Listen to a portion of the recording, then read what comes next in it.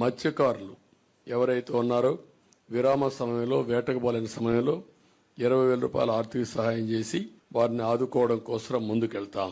తమ తల్లిని నమ్ముకుని చేపల వేటనే జీవనాధారంగా బతికే మత్స్యకారులకు ఏపీ ప్రభుత్వం అండగా నిలుస్తుంది.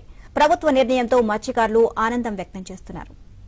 వేటనే జీవనాధారంగా ఉన్న మత్స్యకార కుటుంబాలు నిత్యం ప్రభుత్వ సాయం కోసం ఆశగా ఎదురుచూస్తూ ఉంటాయి. ప్రతి ఏటా ఏప్రిల్ 15 నుంచి జూన్ 15 వరకు దేశవ్యాప్తంగా సముద్ర వేటను కేంద్ర ప్రభుత్వం నిలిపివేస్తుంది. దీంతో సముద్రాన్ని నమ్ముకునే మత్స్యకారులకు ఉపాధి లేక ఇబ్బందులకు గురవుతున్నారు.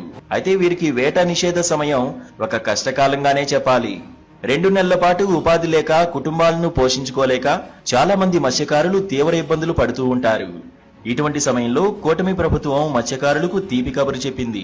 ఈవేళ నారా చంద్రబాబు నాయుడు గారు ముఖ్యమంత్రిగా అయిన తర్వాత మత్స్యకారులందరినీ ఒకే దీని మనం తీసుకెళ్తే అందరూ ఆనందపడతారనే ఆలోచనతో ప్రకటించడం వల్ల చాలా గర్వంగా ప్రజలందరూ మత్స్యకారులందరూ ఆనందంతో ఉన్నారు. ఈ రోజు కష్టాలు తీర్చడానికి ఇంకా దాన్ని మేము ఇది ప్రకటించారు కదా, ఆనందంతో ఉన్నాం.